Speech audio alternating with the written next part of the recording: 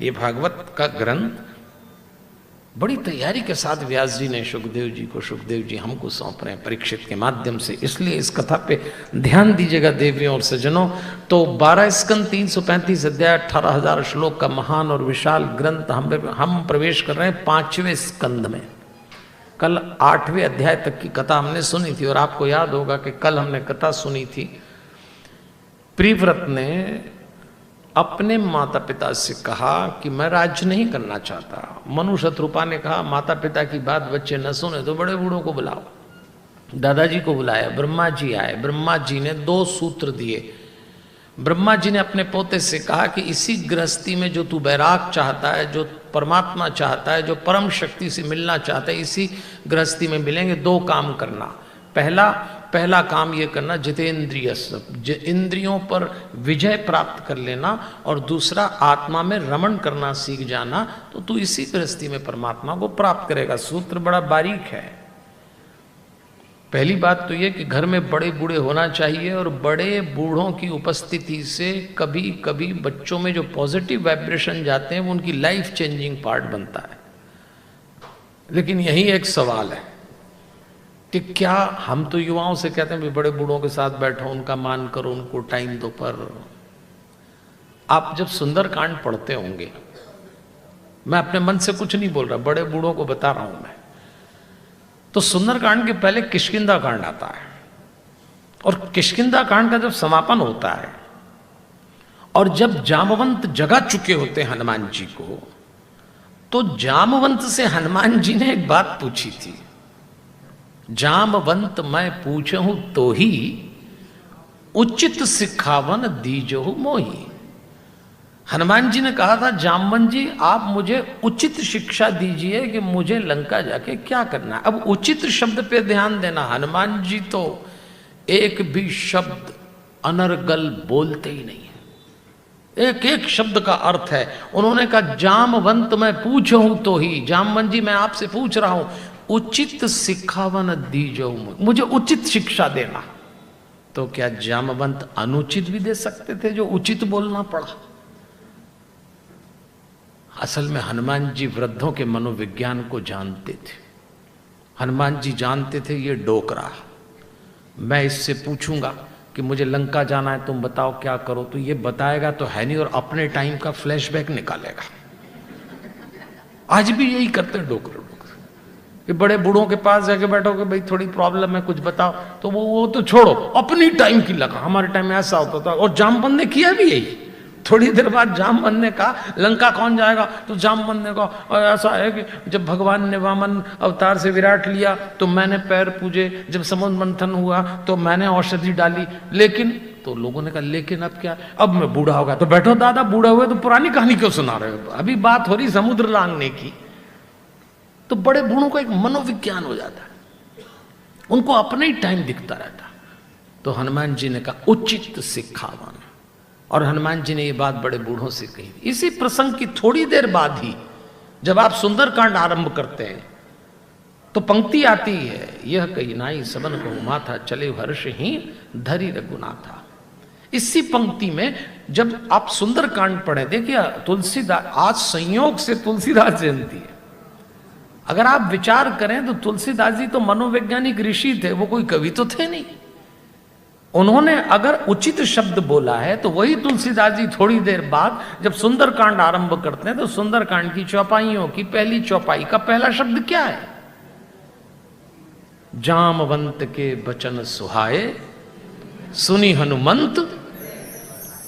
क्या बात थी जो तुलसीदास जी ने सुंदरकांड जैसे साहित्य का पहला शब्द जामवंत लिखा?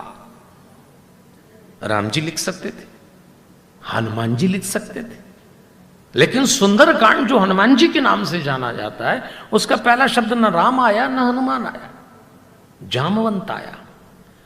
क्योंकि तुलसीदास जी कहना चाहते थे कि हमारे हनुमान जी महाराज अपने जीवन का पहला अभियान करने जा रहे हैं। सुंदरकांड के पहले हनुमान जी की पहचान क्या थी? एक भगोड़े राजा सुग्रीव के मंत्री मात्र को ही नहीं जानता। 24 घंटे का खेल था। एक रात में गया और लौट के आया और सारी दुनिया हनुमान को राम और दूत हनुमान के नाम से जानने लगी। एक रात का खेल है सुंदरकांड। और हनुमान जी क्या से क्या हो गए, तो तुलसीदास जी ने जामवंत का नाम लिख के ये बताया कि यदि आपको सफलता हासिल करना हो तो जामवंत राम जी की सेना का सबसे बूढ़ा आदमी, सबसे वृद्ध व्यक्ति था। तो तुलसीदास जी सुंदरकांड की पहली पंक्ति का पहला शब्द जामवंत लिख के बताना चाहते हैं, जिस परिवार में, जिस समाज में, जिस राष्ट्र में बड़े बूढ़ों को प्रणाम करके, उनका मान करके, उनका आशीर्वाद लेके बड़े अभियान किए जाएंगे, वो एक दिन जरूर सफल होंगे सुंदरकांड के। इसलिए बड़े बूढ़े का मान किया। इसलिए अपने परिवारों के बड़े बूढ़ों का मान करो। तो वही तुलसीदास जी बड़े बूढ़ों से भी कहते हैं, भैया उचित ज्ञान बांटा करो। बच्चे तुमको मान दे रहे हैं और तुम बच्चों को ज्ञान दे रहे हो। ज्ञान देने का टाइम गया।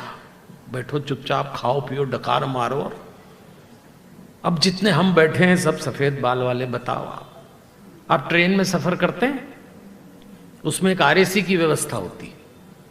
अपने में से कई की आरएसी कंफर्म हो गई है, कभी भी निकल लेंगे। ओवर एक्सपोजर की उम्र नहीं रही। बैठिए बच्चों के साथ। हम अगर बच्चों पे दबाव बनाते हैं, तो मैं इसलिए नहीं बनाता, मैं आज भी बच्चों से कहता हूं कि जिस बूढ़े व्यक्ति के साथ तुम बैठोगे, अगर उसको यहां देखिए, हमारे शरीर में तरंगे कहां कहां से निकलती है। बात निकली तो आज इसका निपटारा करके ही चलेंगे। हमारे शरीर में तरंगे एक बार में माने तो ऐसा लगता है पूरा शरीर तरंग फेंक रहा है। क्षमा चाहता हूं, माता पिता बच्चों का लालन पालन करते समय ये बात ध्यान रखें कि किन केंद्रों से आप अपनी संतानों से या आप अपने माता पिता से जुड़ते हैं। वो 3 केंद्र हैं। एक मस्तिष्क का केंद्र है, एक हृदय का केंद्र है और एक नाभि का केंद्र है। 3 केंद्र से संबंध होते हैं और तीनों से अलग अलग वाइब्रेशन निकलते हैं।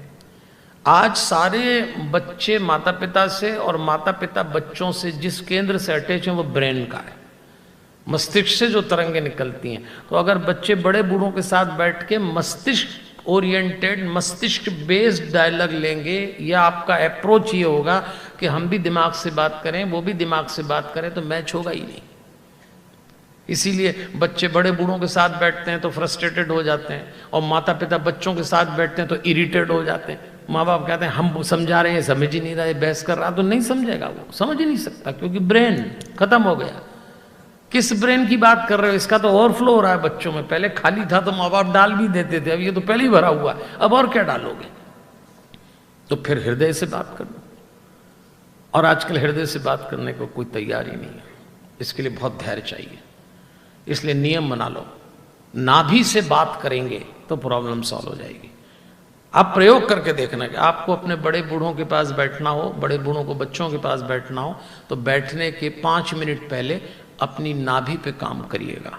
अपनी नाभि पे कोई मंत्र हो आपका तो ठीक, वरना हनुमान चालीसा में 7वीं चौपाई तुलसीदास जी ने नाभि के लिए ही लिखी है। विद्यावान गुणी अति चातुर, राम काज करिबे को आतुर।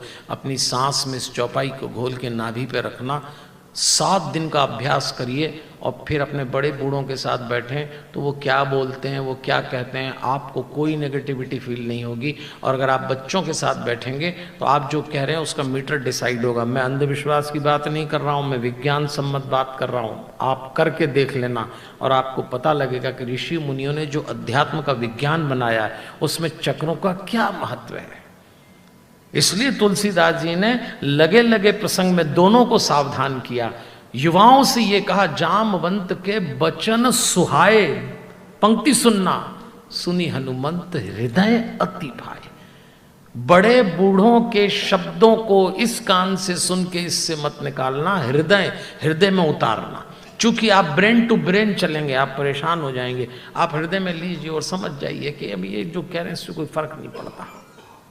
और हृदय से लेंगे तो शायद आपका मैच भी बन जाए, नाभि पे तो कमाल ही हो जाएगा। तो तुलसी ने दोनों प्रसंग में लिखा, बड़े बूढ़ों से भी कहा भी तुम भी, आप भी थोड़ा शांति रखा करो। लेकिन कभी कभी बड़े बूढ़े बिल्कुल शांति नहीं रखते, कई तो अपना उपद्रव खुद ही कर लेते हैं। एक गांव में एक घर के बाहर एक बूढ़ी माई बैठी रो रही थी, तो गांव वाले निकले, उन्होंने कहा माई क्या बात है, क्यों रो रही है?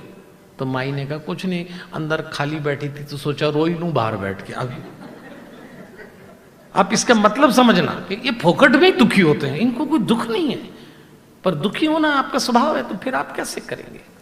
आप बच्चों का नुकसान कर जाएंगे। अगर आप सीनियर पेरेंट्स हैं और आप दुखी हैं तो आपके शरीर से निकलने वाले वाइब्रेशन नेगेटिव हो जाएंगे और बच्चे नेगेटिव हो जाएंगे।